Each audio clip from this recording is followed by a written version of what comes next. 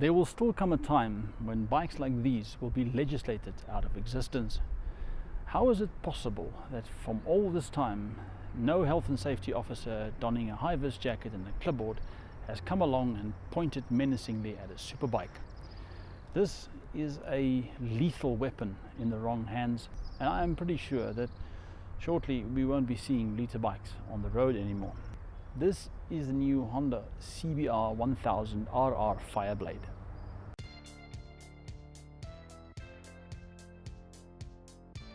Are we seeing the end of an era like the last V12 Aston Martin or the last V12 Lambo? The World Superbike Series is the only reason these bikes exist. They race with 1000cc motorcycles, and to get them to race them, they have to sell a certain amount of them to homologate them. So you have a bike like this. The World Superbike Series is, however, in a decline. If you just look at the attendance figures, you'll understand why. And if there is no World Superbike Series anymore, what will happen with the liter bike? Well, Ducati have just launched their V4 Panigale. Honda have released their new CBR Fireblade. Suzuki have launched the new Gixxer. So they seem to think that this series will still be around for a while. This particular motorcycle has been put on a strict diet.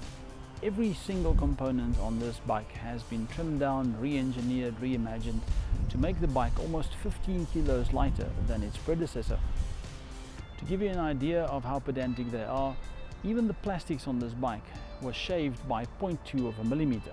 There are two versions of this motorcycle available. There's the RR and then there's the SP. The SP version is exactly the same bike, except it has got Öhlins shocks, it's got Brembo discs, it's got a quick shifter and a few other trick bits in the electronics, but other than that it's the same motorcycle, except it costs 60,000 Rand more than the normal RR. Visually, I think this is a stunning motorcycle. It's got all the right lines, and this extension here holding the number plate just begs for a tail tidy.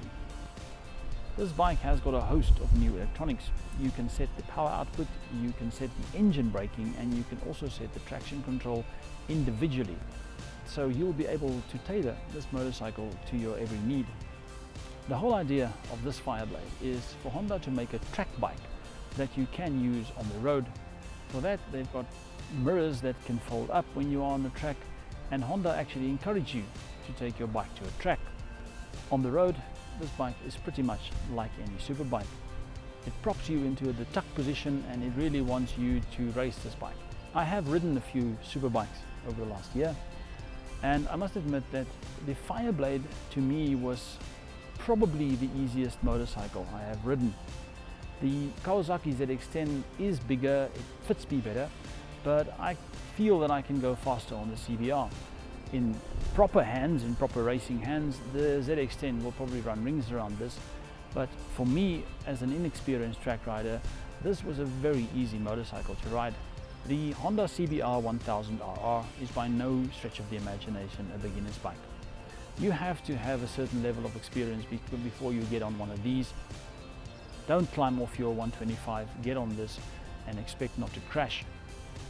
The Honda CBR 1000 is an extremely lightweight motorcycle. This one weighs in at about 195 kilos and it produces close on 190 horsepower, so it's almost 1-to-1 ratio power to weight. I am known as somebody that doesn't like superbikes, and it's got nothing to do with the bike. It's the fact that I can't fold up onto these things. Now, this motorcycle is the first superbike that I've ridden that I actually have confidence going into a corner, and it's just because of my lack of experience. It's got nothing to do with the bikes. So if you are in the market for a superbike and your skill level is not quite up there, take a look at the Honda CBR 1000. You will be pleasantly surprised at how easy this bike is to ride. So I hope that the liter bike does survive. I hope that the World Superbike Series does have a revival, because somewhere in me there is still a little boy that wants to race the living daylights out of this thing.